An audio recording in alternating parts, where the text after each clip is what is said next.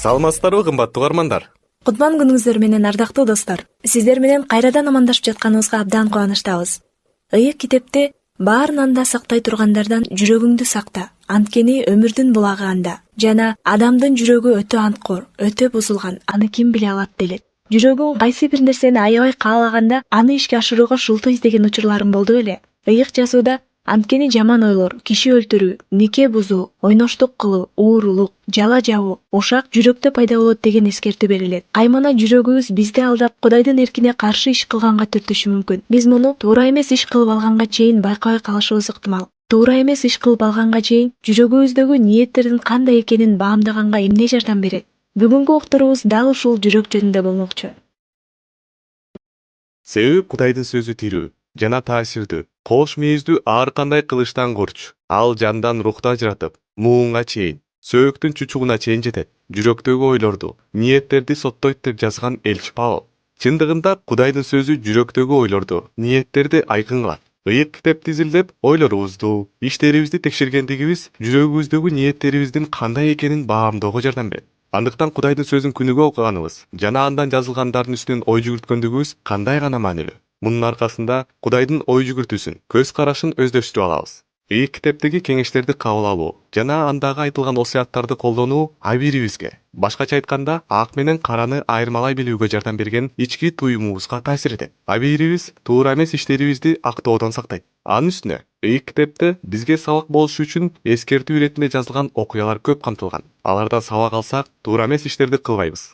Кудай жүрөктү сынаган Кудай. Ал жүрөгүбүздөн чоң жана баарын билет. Кудайды алдоого мүмкүн эмес. Эгер сыйынганда тынчсызданууларыбызды, сезимдерибизди, каалоолорубузду ачык айтсак, ал бизге жүрөгүбүздөгү ниеттерди көрүүгө жардам берет. Кудайдан атүгүл таза жүрөк салышын сурансак болот. Андыктан жүрөгүбүздүн эмнеге тартылып турарын билүү үчүн сыйынганыбыз абдан маанилүү. Жана дагы чогулуштарды калтырбай барып тургандыгыбыз ички дүйнөбүздү, жүрөгүбүздү чынчылдык менен текшерүүгө көмөк кылат. Ар бир жолугушуудан жаңы ой укпасак дагы, аларга катышуунун аркасында Ыйык китептеги баалуулуктарды жакшы түшүнө алабыз жана жүрөгүбүздү текшерүүгө жардам бере турган баалуу кеңештерди уга алабыз.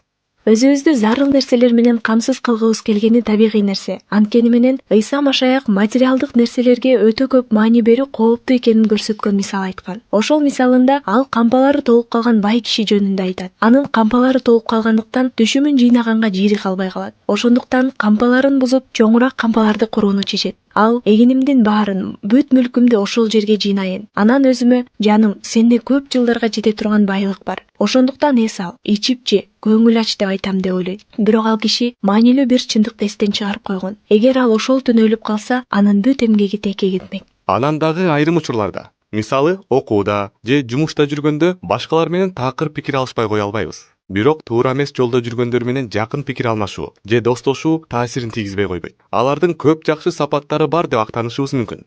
Бирок алданбагыла. Акылсыз адамдар менен достошкон адам бузулат делет Ыйык китепте. Кичинекей эле кир таза сууну булгагандай эле Кудайга жакпаган иштерди кылгандар менен дос болсок, Кудай менен болгон мамилебизге доо кетиши мүмкүн. Натыйжада ал адамдардай ой жүгүртүп, алардын кийген кийимин, сүйлөгөн сөзүн, жүрүм-турумун туурай баштайбыз. Заманбап технология көңүл ачуунун көптөгөн түрлөрүнө эшикти кенен ачууда. Бирок алардын көбү Ыйсага ишенгендер үчүн ылайык келбейт. Ыйык жазууда элчи Павыл араңарда ойноштук, ар кандай ыпластык жана дүйнөкорлук жөнүндө сөз да болбошу керек. Себеби ыйыктарга мындай кылуу жарабайт деп жазган. Эгер жүрөгүбүздө ыпластыкка жаткан нерселерди көрүүнү же угууну каалап жатсакчы, андайда баарыбыз эле бир аз эс алып көңүл ачууга муктажбыз. Кандай көңүл ачарымды өзүм чечем деп ойлошубуз мүмкүн. Эгер ошентип жатсак, анда элчи Павылдын кеңешине кулак кагып, ыпластыкка жаткан эч нерсени көрбөөгө жана укпоого бүт күч аракетибизди жумшайлы. Биз өзүбүздү эч качан алдабашыбыз керек жана жүрөгүбүздөгү ниеттерди аныктай билишибиз керек. Ал үчүн жүрөктөгү сырларды билген Кудайга кайрылып, жардам сурашыбыз зарыл. Андан тышкары күзгүгө салыштырган Кудайдын сөзүн окушубуз керек. Ушул чаралар бизге жүрөгүбүздү сактоого жана адилдик жолунан чыкпоого жардам берет. Кымбаттуу угармандар, жаштарга арналган уктуруубузда жүрөктөгү ой, ниет, каалоолор жөнүндө сөз болуп жатат. Ыйык жазуудагы Сулайман Ысрайылга падыша болгондо абдан жаш эле. Такка отургандан көп өтпөй, Кудайга түн ичинде түшүндө көрүнүп, айт, сага эмне берейин деп сураган. Сулайман, сен өз кулуңду өткө, менин атама зор ырайым көрсөттүң. Ал сенин алдыңда туура, түз жүрүп, чынчыл болгондугу үчүн сен ага ушул улуу ырайымды сактадың. Тагына отура турган уул бердиң. Ал мына ушул күндө жүзөгө ашып отурат. Кудай Теңирим, сен азыр кулуңду, атам Атам Дөөттүн ордуна падыша кылдың. Бирок мен жашмын, көп нерсени билбейм. Кулуң өзүң тандаган элиңдин көп сандаган элиңдин арасында турат. Көптүгүнөн аларды санап чыгуу да, карап чыгуу да мүмкүн эмес. Сенин элиңди башкарууга, жаман жакшыны ажырата билүүгө өз колуңа акылдуу жүрөк бер. Анткени сенин көп сандуу элиңди ким башкара алат деген.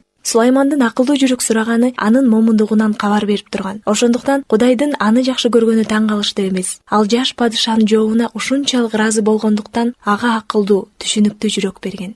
Сулайман ишенимдүүлүгүн сактаган мезгилде Кудайдан мол баталарды алган. Мисалы, ага Исраилдын Кудайына арнап ибадаткана куруу сыймыгы ыйгарылган. Ошондой эле Кудай ээ кылган акылмандыгынан улам анын атагы тээ алыска кеткен. Ал эми Кудайдын ыйык рухунун жетеги менен айткан сөздөрү ыйык китептин 3 китебине жазылып калган. Алардын бири Накыл сөздөр китеби. Накыл сөздөр китебинде жүрөк деген сөз көп жолу кезигет. Алсак, уктуруунун башында окуп кеткендей, баарынан да сактай тургандардан жүрөгүңдү сакта. Анткени өмүрдүн булаганда деп жазылган.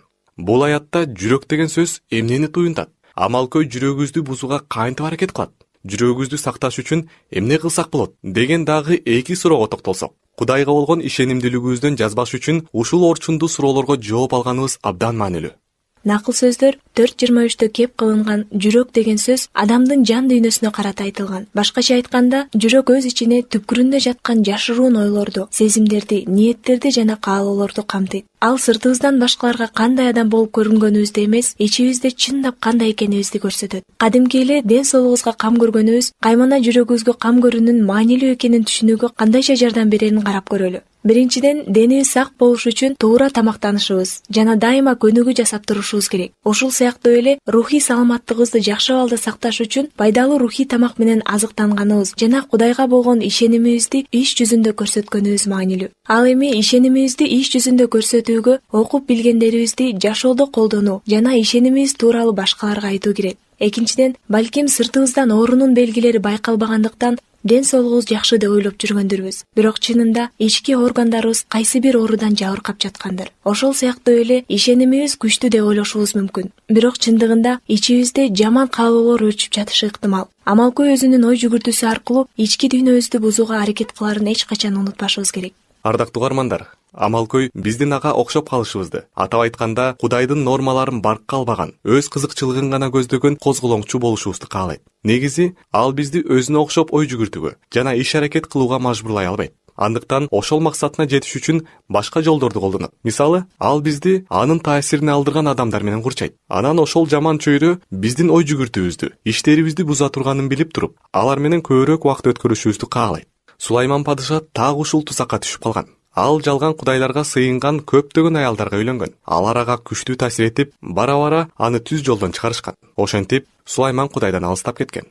Амалкөй өзүнүн ой жүгүртүүсүн жайылтыш үчүн телешоу менен кинотасмаларды колдонот. Анткени биздин башка бирөөлөрдүн жашоосу баяндалган окуяларга кызыгарыбызды да билет. Андай окуялар кызыктуу эле болбостон, ой жүгүртүүбүзгө, сезимдерибизге жана иштерибизге таасир этет. Амалкөйдүн ой жүгүртүүсү менен уулангандар башка бирөөнүн жашоосундагы окуяларды колдонуп бизди бузушу мүмкүн. Андыктан акыл эсти болгонубуз зарыл. Албетте, кызыктуу, пайдалуу нерселерге үйрөткөн, ой жүгүртүүбүздү булгабаган телешоу менен кинотасмалар жок эмес. Анткени менен сак болушубуз керек. Бул тасма же телешоу күнөөкөр табияттын каалоолоруна берилүүнүн эч жаман жери жок деп үйрөтпөйбү деп ойлонуп көргөнүбүз абдан маанилүү. Амалкөй биздин Кудайдын ой жүгүртүүсүн эмес, адамдын акылмандыгына таянууга үндөп дагы жүрөгүбүздү бузууну көздөйт. Ал тараткан ойлордун бирине байлык топтоо жашоодогу эң негизги максат болушу керек деген ойго токтололу. Ушинтип ойлонгондор байып кетиши же байыбашы деле мүмкүн. Кандай гана болбосун, алар коркунуч алдында турушат. Эмне үчүн десеңиз, акчанын артынан сая түшкөндөр максатына жетиш үчүн ден соолугунан, үйүндөгүлөрү менен болгон мамилесинен, андан жаманы Кудай менен болгон достугунан айрылып калышы мүмкүн.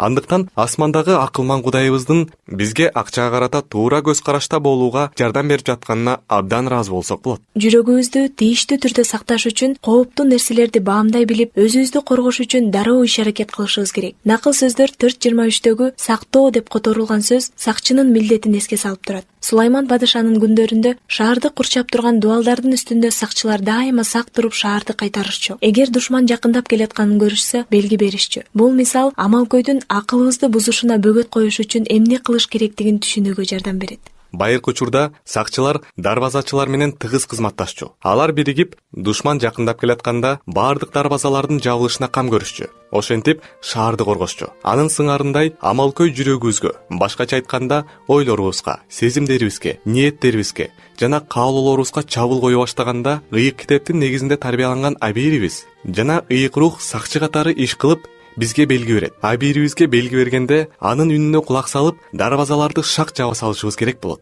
Туура эмес ой жүгүртүүгө же жаман иш кылууга азгырган адамдардын кысымына туруштук берүү үчүн кайраттуулук талап кылынат. Бирок Кудайдын кылган аракетибизди көрөрүнө жана амалкөйдүн ой жүгүртүүсүнө каршы турушубуз үчүн күч, акылмандык берерине эч шектенбесек болот. Жүрөгүбүздү сакташ үчүн аны жаман таасирден коргогондон тышкары ага жакшы таасир эткен нерселерге жол ачышыбыз керек. Кайрадан дуал менен курчалган шаарды мисалга алалы. Душман кирип келбеш үчүн дарбазачы дарбазаларды жабат. Бирок бөлөк учурларда ал дарбазаларды ачып шаарга тамак аш жана башка керектүү нерселерди киргизет. Эгер дарбазалар эч качан ачылбаса, шаарда ачарчылык башталат. Ошол сыяктуу эле Кудайдын ой жүгүртүүсү бизге таасир этиш үчүн жүрөгүбүздүн дарбазасын ачып турушубуз керек. Ушул жерден суроо пайда болот. Ыйык китептен Кудайдын ой жүгүртүүсүн кантип билүүгө болот? Аны окуган сайын Кудайдын каалоосун биздин сезимдерибизге, ой жүгүртүүбүзгө, иштерибизге таасир этишине жол берген болобуз. Анда ыйык китепти окугандан канткенде көбүрөөк пайда алабыз. Ал үчүн кымбаттуу угарман, Кудайдан акылмандуулук сурап, сыйынганыбыз абдан маанилүү. Ушу менен биздин бүгүнкү жаштарга арналган программабыз аягына чыкты. Кайрадан кийинки аптада ушул эле аба толкунда жолукканча бар болуңуздар. Саламатта калыңыздар.